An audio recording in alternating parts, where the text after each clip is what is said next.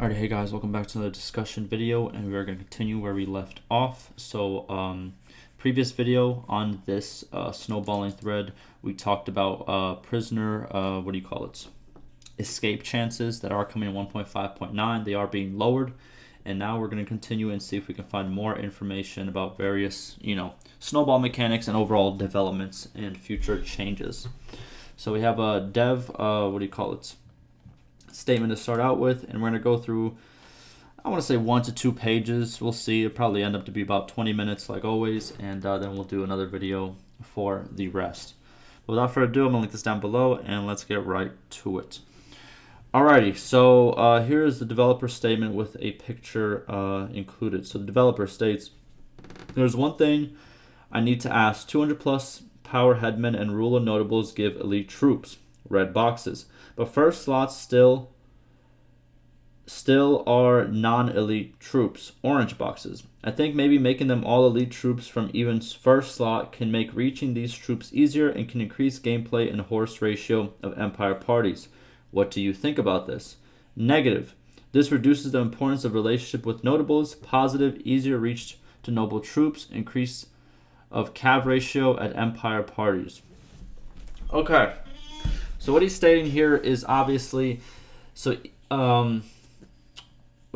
headmen and notables who have 200 plus power, they can start spawning, elite troops, or the elite troop tree. So almost every kingdom has a regular troop tree, which starts with recruits, or, the Khazaits have a different name for it, and the Azrai have like tribesmen or whatever. But they start at these 20 tier 1 20 cost tier 1 troops, and that goes into a different troop tree. And then you have these guys that start at either tier 2 or tier 3. They're elite troops, and they follow a different troop tree, right? So if a noble or a headman being pretty much the same thing as a noble, but he's like the owner of the village in a way, right? He's like the boss, right? So if they have 200 plus power, they will start spawning elite troops, which are these guys in the red right over here. Let me just do this right like this. And the thing about elite troops is they usually spawn in these 3 that are usually locked from the beginning. These 3, slots.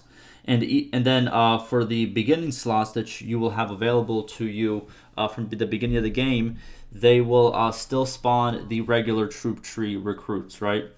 So what he's saying is, should we just make it, once they reach 200 plus, like the notables or the headmen, should we make it so this whole row, even the ones that you can get from the start, are the elite troops, or should it stay a mix like this? He states, let me go, I really tried to press the X there. So he states that the negative of this is obviously it will reduce the importance of relationships with notables, because obviously if you want to get a noble, if you want to reach noble troops in general, right, in the recruitment tab, you will need to have high relations. These boxes open up the higher relation you have with said noble. And how do you get higher relations? There's a couple ways. You could do quests. You can send your your companions out into parties. They'll do it for you. Caravans, I think, do it for you as well, just a little bit. But yeah, it's kind of a grind, right? So it kind of makes it worth it. And then he states the positive of this, though, is it's obviously going to be easier for you to actually get noble troops, and it will increase the cav ratio of Empire parties, because Empire parties are lacking behind. They're like at 8 or 10% of their party usually consists of cavalry, and the devs want to bring that up to about 18%. You know what I mean? Up there, 15 to 18%. Right now, it's not there at all. Usually, whenever you face an Empire party of, let's say, like 80 guys, they'll have like 3 horsemen. Not including their leader. Their leader's usually on a horse, but not including their leader, they'll have like 3 horsemen, which isn't too much, right? But what do I personally think of this? Here's what I think. Let's drop it down so they don't spawn in like these last 3 slots. Let's drop it down so they spawn in these 4 slots, these last 4 slots. These first 2 slots, keep them recruits, but just make it so they're available a little bit sooner. Because what I've seen in the game is, the earliest I've seen a noble troop tree go is this spot right over here. And I think sometimes this spot, maybe. I'm not completely sure. But like the fourth slot is usually, noble troops can spawn there. I would say just move it so these four, if they are plus 200, make sure these four, the last four, are always noble troops, and keep these two recruits. I don't know if that's how you would possibly do it, but I think that would be the best compromise. It's not that hard to reach this third slot, so I think that would be a good compromise in my opinion. I think if you make all this noble, again, it will really reduce the importance of relationships with nobles. It will definitely do that, and you can get a very, very strong army very soon, because the noble or the elite troops, they tech up to much stronger units than the regular troop tree.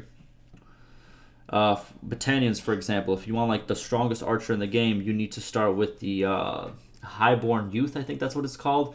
But he's part of the elite troops, not the regular troops. If you want that very, very OP archer, you need to start from the elite troops. So I think there should be a compromise in the middle. I don't think it should be the whole row. Maybe move it over so it's easier to get, again, to the last four slots, and to keep the first two slots the same. That's just my 2 cents about it. But all right, what else do we got? Someone said you should restrict it to Empire only in that case. Nah, because if you start like, adding all these like if and conditions, it's gonna mess this stuff up eventually in the future, especially if they want to change it. And by the way, Empire is not the only. Their Empire is the farthest behind, but every single apart from Azrai does kind of good too. But apart from the Khazaits, every other kingdom is struggling with keeping a good, over 10, over 15% of cavalry ratio in their party, which is not good, and that's a thing that the devs are trying to fix. And I'm pretty sure the Khazaits right now are like at 35%, 40%. Like the devs have stated that they don't want the Khazaits to just like become a normal kingdom and drop their rates. Like their rate is always going to be the biggest. You know what I mean? That's always going to stay up there. But they want the other clans, not the other clans, the other kingdoms to actually get bumped up a little bit. Not to 40 or 35%, but to about 15, 18%, which I think is, reasonable. We got more tests. This guy's going crazy, man. Shout out to you, man. For real, for real.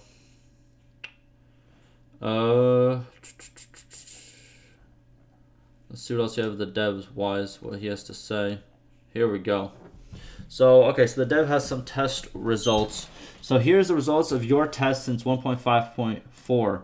So I think he's going to include everybody's. Yeah. Oh my goodness, this is a lot of stuff. Let's quickly look at it. As you can see, the snowball score has been very successfully, decreased, which is exactly what you need. A snowballing score of 45 or below is exactly what you need. If you guys still don't know what snowballing score means, it pretty much means the lower it is, the more balance there is between the kingdoms, right? And why you want it below 45 is because it will make it so kingdoms can still progress and become like the dominant kingdom, but that takes time. It won't just happen in 5-10 years. It takes time, and that's a good thing. And also, since we reached such a low point at 20, the devs have stated they are going to remove some AI cheats to actually bring it back up to about 30, 40, because they don't want the game to be completely balanced where no settlement changes are made, no kingdoms actually grow, they all just stay the same. They don't want that either, which I think is good. But yeah, a lot of information. If you guys want to go look through the individual numbers, go for it. But this is a good graph to look at right over here. Very good drop, as we can see. Alrighty, so Dev states, we reached average of 20 snowball score at 1.5.8. Most important reason of big reduce at 1.5.8 is now factions make better defending, both in long-term AI and short-term AI. So most hostile actions are being unsuccessful, especially raids. What I see is only 33% of raids end with success. Remaining's attacker give up or get caught. There it is. As you remember, we made some improvements to increase chance of small parties to catch bigger parties / armies on map if their total power is bigger. Wait a minute, what? As you remember, we made some improvements to increase chance of small parties to catch big parties / armies if their total power is bigger. Okay. This development also helped better defending because of less ratio successful raids. Now less starving happens at the map. Okay, so what he states is pretty much, the AI will work better to protect their land, to actually go in and, catch the people who are raiding and also catch bigger parties and fight against them in a way to defend if they know their overall kingdom is doing very well. And, kind of like kind of sacrificing themselves in a way, but in a way helping protect the kingdom. And then he states, because less starving happens, prosperity goes up and most factions are rich. So nearly no defections happen. That's a problem. See, this is what we talked about last video. This is a problem. Even a faction lose nearly half of their towns, they can still make money and stay at profit, so this stops defections. Actually, my target is not making a fully balanced world where all factions are rich and all towns have high prosperity. Exactly, you do want the imbalance as well. So to make things harder for factions, I think it will be good to increase raid process speed, so raids will finish 1.5 to 2 times faster. Okay, so that's something we're going to see in the future. Currently, a party with 100 members takes 2.5 days to finish a raid. This can be reduced to 1.5 days. Also, loots from battles can be reduced a bit more, like 10%. RIP, battle loot. Battle loot keeps getting kicked, man. Keeps getting nerfed. I hate to see it, but I guess if it helps balance, I guess. But you hate to see it. So they're thinking about making raids shorter by 1.5 to 2% faster in the future. And also, battle loots might see a 10% decrease. And then he states, about noble troops, I'm still collecting data and I'll share you results. What I see is noble troops are still so rare. That's why, or noble or elite troops, regardless of how you call it. That's why Empire lords only have 10% cavalry ratio, because I'm pretty sure for the Empire, for them to have cavalry, they need their elite troop tree. I think that's why he specifically mentions the Empire kingdoms. I think that's why, right? Because their main cavalry source come from... Okay, exactly what I just said. Yeah, their main source of cavalry comes from noble troops or elite troops. To make things better, we are able... we can be able or enable all rural notables at villages bounded by castles to give troops from noble troop tree. Also, maybe they can start giving noble troops from even first slots. I don't know if that's the best idea. But he states right here that if what do you call it? Yeah, because obviously nobles in villages that are bound to castles, they get a passive increase to their power, so they will reach 200 power before most settlement nobles will. So you should see a lot more nobles at villages that are bound to castles. That was a very good addition they added. Also, maybe they can start giving noble troops from even first slots. I don't know if I agree with that. I'm still collecting stats for these changes, and I will share with you soon. Cool.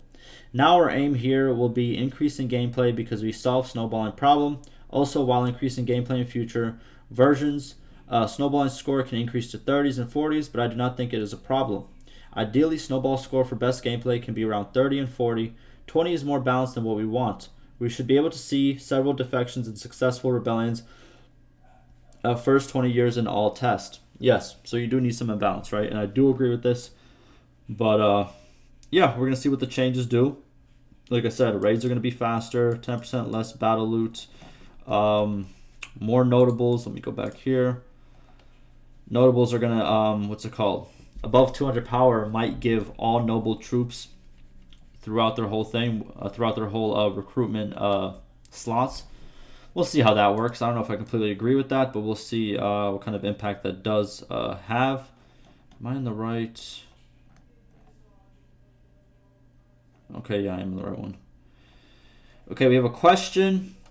So a player asked a question. I don't think we've discussed this. Maybe we have it. I'm starting to get... Okay, see now, as long as we're talking about noble troops, how feasible would it be to deploy a couple of notables to a castle and from there generate noble troops? Is there something far-fetched to implement? What in the world is going on behind? Sorry, it's kind of loud in my house. Would the base code be altered At the conceptual design level, could this be implemented by Tailworlds by the end at the end of the day? Pros and cons, basically what is discussed here.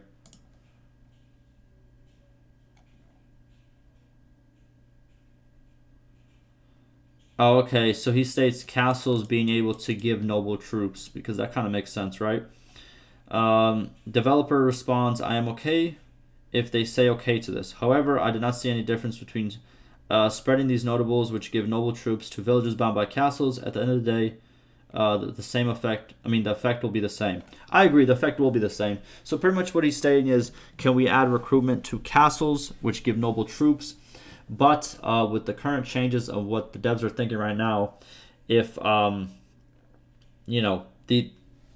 pretty much over time, all the villages are going to have nobles with 200 plus power that are bound to castles.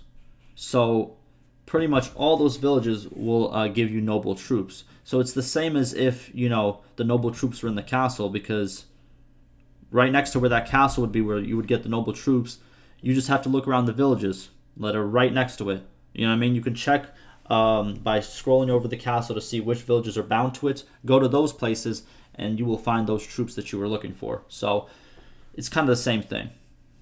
So I kind of get what the devs are saying there.